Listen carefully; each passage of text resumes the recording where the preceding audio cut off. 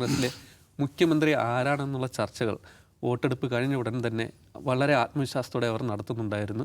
അല്ലെ, സാധാരണ ഗതിയിൽ ഉയർന്നു കേട്ട പേരുകളിൽ ഏറ്റവും അധികം ഉണ്ടായിരുന്ന വി ഡി സതീശൻ, രമേശ് ചെന്നിത്തല, പിന്നെ കെ സി വേണുഗോപാൽ. ഇതായിരുന്നു നമ്മുടെ മീഡിയ വണ്ണിൻ്റെ തന്നെ ഒരു ചർച്ചയിൽ ഉയർന്നൊരു പരാമർശത്തെ മുൻനിർത്തി പിന്നീട് കെ സി വേണുഗോപാലിന് അനുകൂലമായി ധാരാളം ഫേസ്ബുക്ക് പോസ്റ്റുകളും നേതാക്കന്മാരുടെ അനുകൂല പ്രസ്താവനകളും ഉണ്ടായത്. അതിൽ കെ സുധാകരൻ എം പി പൊടുന്നനെ എഫ് പിയിലൊരു പോസ്റ്റ് കെ സി വേണുഗോപാൽ മുഖ്യമന്ത്രിയാകണമെന്നൊരു അഭിപ്രായ പ്രകടനം നടത്തുകയായി.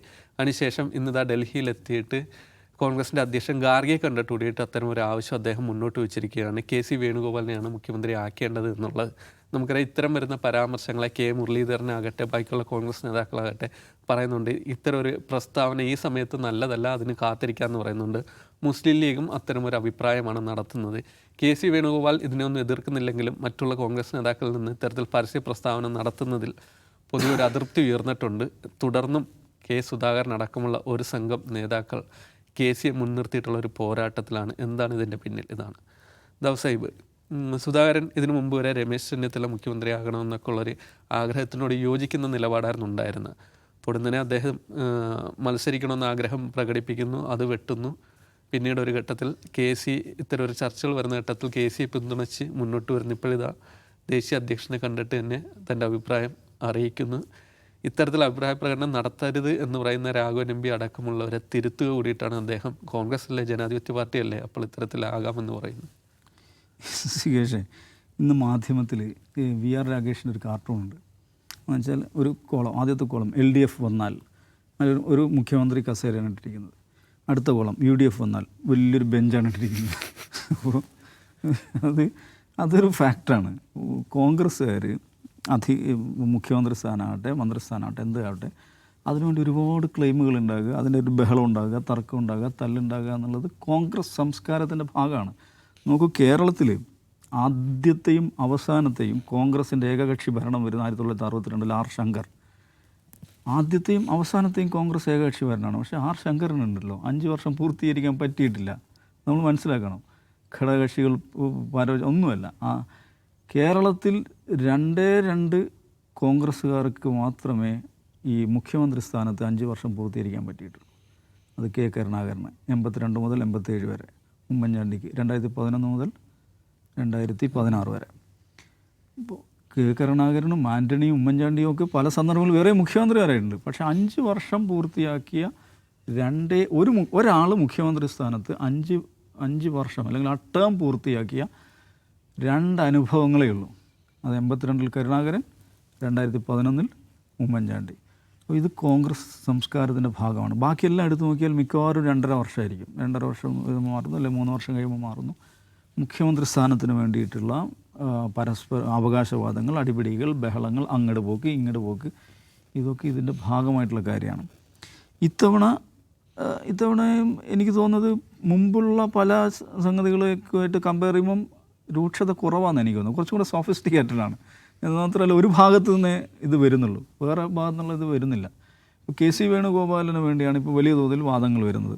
അപ്പോൾ അത് നമ്മുടെ നിഷാദ് റാവുത്തറിൻ്റെ ഒരു സ്റ്റേറ്റ്മെൻറ്റ് അത് വന്നു. അതിനുശേഷമാണ് കോൺഗ്രസിൻ്റെ ഉത്തരവാദപ്പെട്ട കേരളത്തിലെ നേതാക്കന്മാർ തന്നെ നിഷാദ് നീ തീരുമാനിക്കേണ്ട കേട്ടോ എന്ന് പറഞ്ഞിട്ട് ഫേസ്ബുക്ക് പോസ്റ്റുകൾ ഇടുന്നു. പിന്നാലെ പടവയായിട്ട് ഫേസ്ബുക്ക് പോസ്റ്റുകൾ, അഭിപ്രായ പ്രകടനം എല്ലാം വരുന്നു.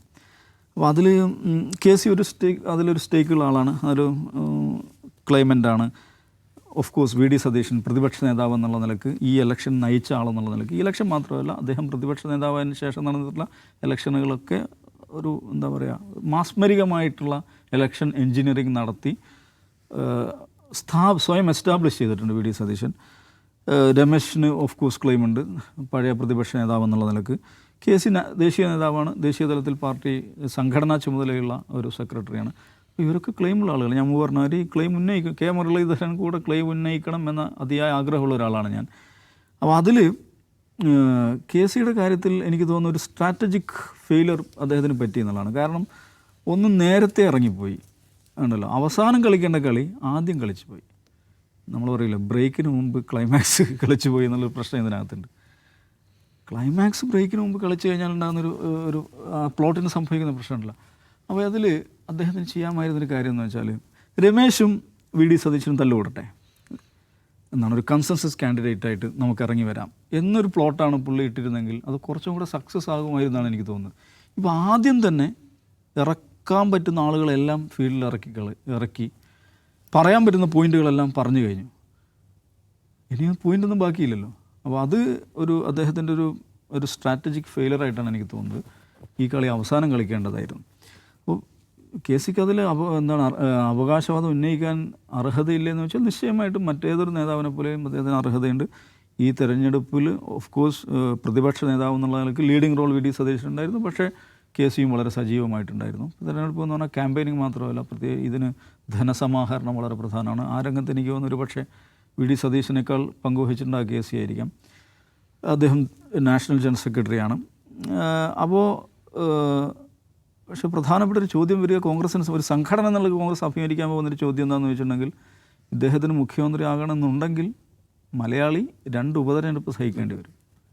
2 ഉപതെരഞ്ഞെടുപ്പ് സഹിക്കേണ്ടി വരും. ഇദ്ദേഹത്തെ ജയിപ്പിക്കാൻ വേണ്ടി ഒരു നിയമസഭാ ഉപതെരഞ്ഞെടുപ്പ് വേണം.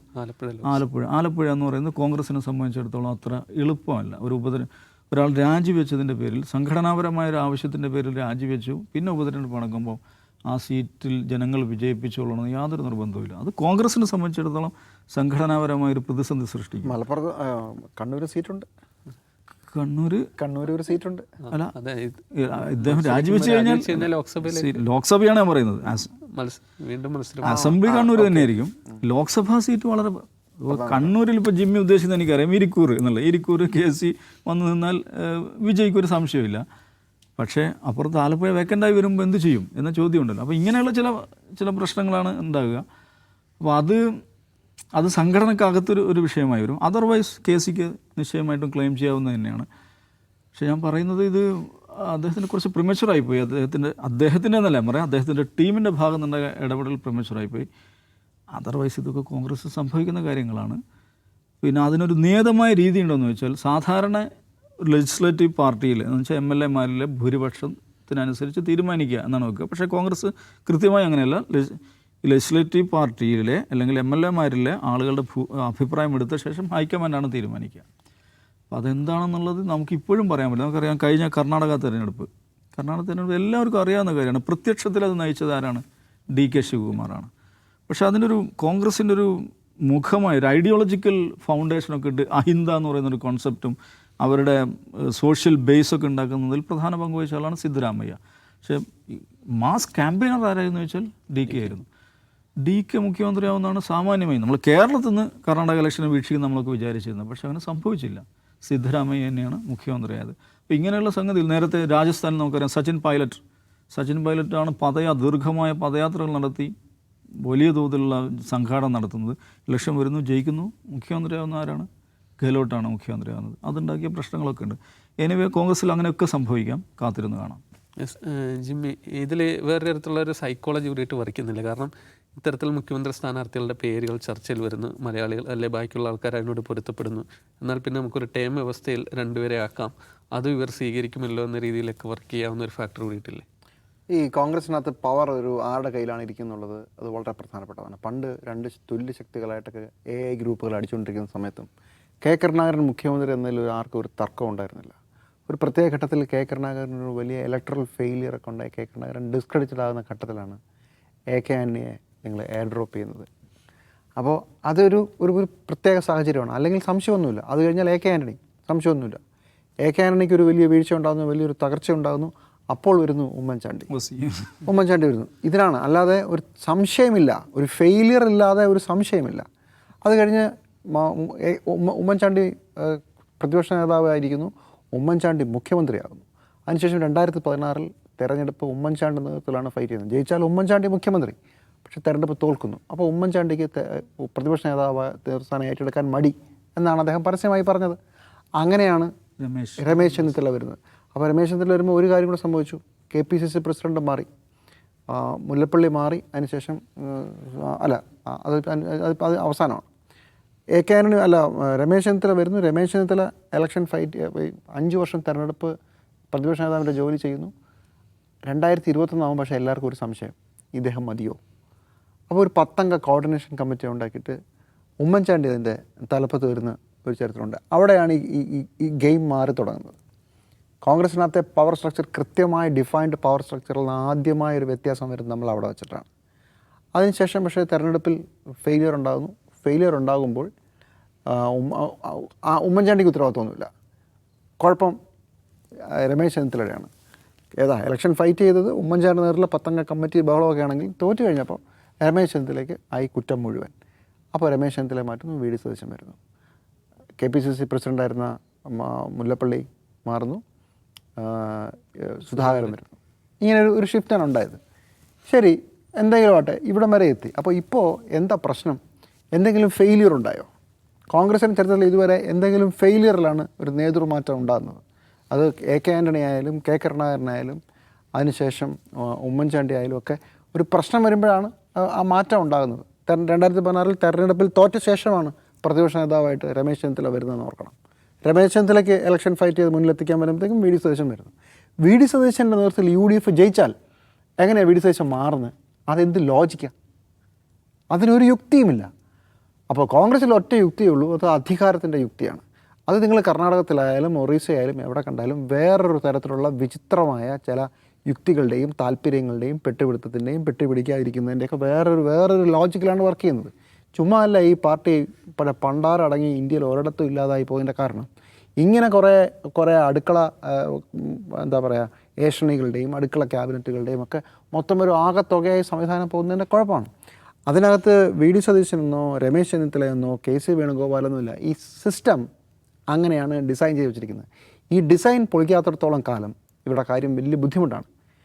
രമേശ് ചെന്നിത്തലയും വി ഡി സതീശനും KC വേണുഗോപാലും വേറെ ആരെങ്കിലും ഉണ്ടെങ്കിൽ അവരുമൊക്കെ എന്താ ശശി തരൂരിനെ കൊണ്ട് കൊള്ളില്ലേ? ശശി തരൂർ മോശമാണോ?